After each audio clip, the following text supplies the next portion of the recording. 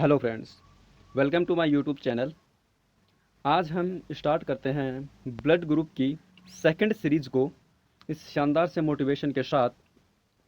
तो आज का मोटिवेशन है, ज़िंदगी में इतनी तेज़ी से दौड़ो कि लोगों की बुराई के धागे तुम्हारी पैरों में आकर ही टूट जाएं।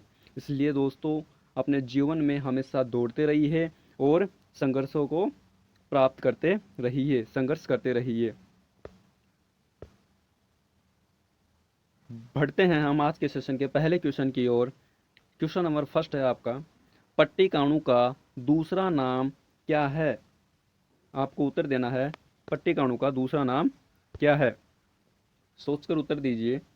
पट्टिकाणु प्लेटलेट्स, ल्यूकोसाइट, रक्ताणु या थ्रोम्बोसाइट? तो इसका राइट आंसर हो जाएगा आपका ऑप्शन नंबर डी, थ्रोम्बोसाइट। ठीक है, अगला क्वेश्चन। मनुष्य में सामान्य निरअनुरुधिर शर्करा का स्तर प्रति 100 ml रुधिर में पाया जाता है। यानी भूखे पेट मनुष्य के अंदर शर्करा का स्तर 100 ml रुधिर के अंदर कितना पाया जाता है? जो वैल्यू आपको ऑप्शन में दी गई है वह वैल्यू मिलीग्राम में है। किस में है? मिलीग्राम में लिखी हुई है। ठीक है, मैं यहाँ लिख देता हूँ, मिलीग्राम में आपको ये वैल्यू लिखी हुई है। अब आपको आंसर देना है कि इसका राइट आंसर कौन सा है। तो खाली पेट मनुष्य के अंदर जो शर्करा का स्तर होता है वो होता है 80 से 100 मिलीग्राम। कितना होता है? 80 से 100 मिलीग्राम। ऑप्शन नंबर सी आपका सही हो जाएगा। अगला क्वेश्चन। अगला क्वेश्चन है हमारा कि अधिक ऊंचाई पर मानव शरीर में लाल रक्त कणिकाएं की स्थिति आपको बतानी है कि जब मनुष्य अधिक ऊंचाई पर यानी पहाड़ों पर चढ़ता है तब मानव शरीर में उसकी जो आरबीसी की मात्रा है उसमें क्या परिवर्तन होता है? क्या आकार में बढ़ जाएंगी या आकार में घट जाएंगी, संख्या में बढ़ जाएंगी या संख्या में घट जाएंगी, ये आपको बताना है। जल्दी से बताने की चेष्टा कीजिए। तो आपका इस क्वेश्चन का आंसर हो जाएगा, संख्या में बढ़ जाती हैं, ऑप्शन नंबर सी। यानी जैसे जैसे मनुष्य ऊंचाई पर जाता है व्यक्ति की सांस फूलने लगती है। सांस क्यों फूलती है? क्योंकि ऑक्सीजन की कमी हो जाती है। क्या हो जाती है? ऑक्सीजन की कमी हो जाती है, इसीलिए आरबीसी की मात्रा बढ़ जाती है। अगला क्वेश्चन, क्वेश्चन नंबर 4 देखिए। क्वेश्चन नंबर 4 बोल रहा है कि मानव रुधिर में कोलेस्ट्रॉल का सामान्य स्तर कितना होता है? आपको कोलेस्ट्रॉल जिसके कारण हार्ट अटैक आता है उसका सामान्य स्तर कितना होता है मनुष्य के अंदर? और जो ये मात्रा दी गई है ऑप्शन में, ये भी आपको मिलीग्राम में दी गई है। कितनी दी गई है? मिलीग्राम में दी गई है। ठीक है, तो कोलेस्ट्रॉल का स्तर बताना है आपको। तो स्वस्थ मनुष्य के अंदर कोलेस्ट्रॉल का स्तर कितना पाया जाता है? 180 से 200 एम जी। कितना पाया जाता है? 180 से 200 M G. Option number D आपका सही हो जाएगा। और जो ये कोलेस्ट्रॉल हमारा मापा जा रहा है वो पर 100 ml रुधिर के अंदर मापा जा रहा है। किसमें? पर 100 ml रुधिर के अंदर मापा जा रहा है। और पर 100 ml रुधिर को हम डेसीलीटर भी बोलते हैं, डीएल से डिनोटेट करते हैं। किससे डिनोटेट करते हैं? डीएल से डिनोटेट करते हैं। किससे? ठीक है, अगला क्वेश्चन। पुरानी और नष्ट प्राय रक्त कणिकाएं कहाँ जाकर नष्ट होती हैं? हमारे शरीर की जो पुरानी और नष्ट हुई हुई आरबीसी हैं वो कहाँ जाकर नष्ट हो जाती हैं? तो वो हमारे शरीर में प्लीहा में जाकर नष्ट हो जाती हैं। कहाँ जाकर नष्ट हो जाती हैं? प्लीहा में जाकर नष्ट हो जाती हैं। और आरबीसी का निर्माण कहाँ होता है? आरबीसी का निर्माण होता है लीवर, प्लीहा, अस्थिमज्जा में होता है। अब आपको चूज करना है, देखना है कि कौन सी अवस्था में कहाँ होगा। तो वयस्क अवस्था में आरबीसी का निर्माण अस्थिमज्जा में होगा और भ्रूण अवस्था में लीवर प्लस प्लीहा के अंदर इसका निर्माण होता है, आरबीसी का निर्माण होता है। और आरबीसी नष्ट कहाँ होती है? प्लीहा में नष्ट होती हैं।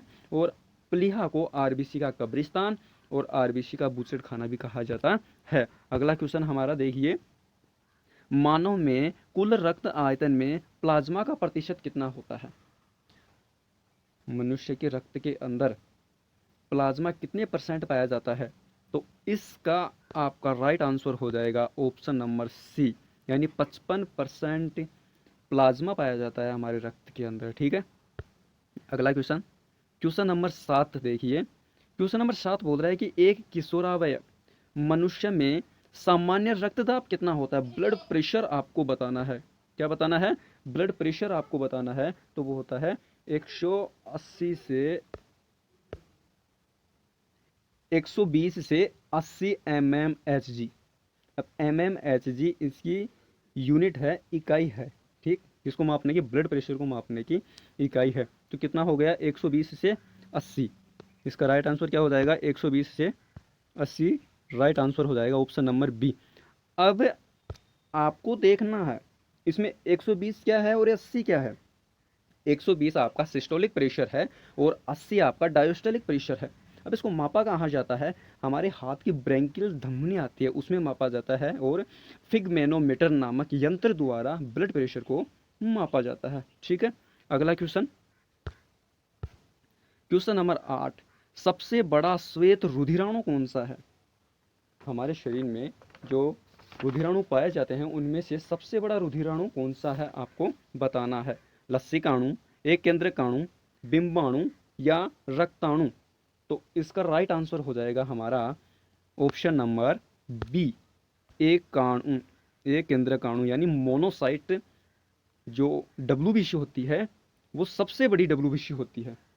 ठीक है, अगला क्वेश्चन, सेकंड लास्ट क्वेश्चन आज के सेशन का, निम्न में से आरबीसी का कब्रिस्तान कहा जाता है?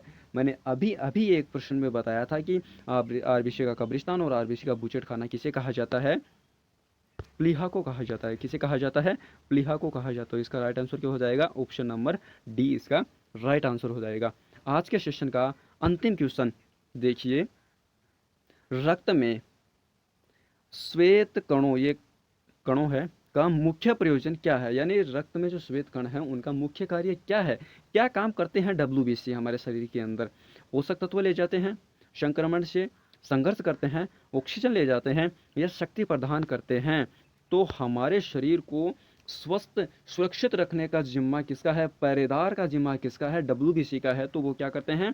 संघर्ष करते रहते हैं। क्या करते रहते हैं? संघर्ष करते रहते हैं, हमारे शरीर को बीमारियों से बचाते हैं।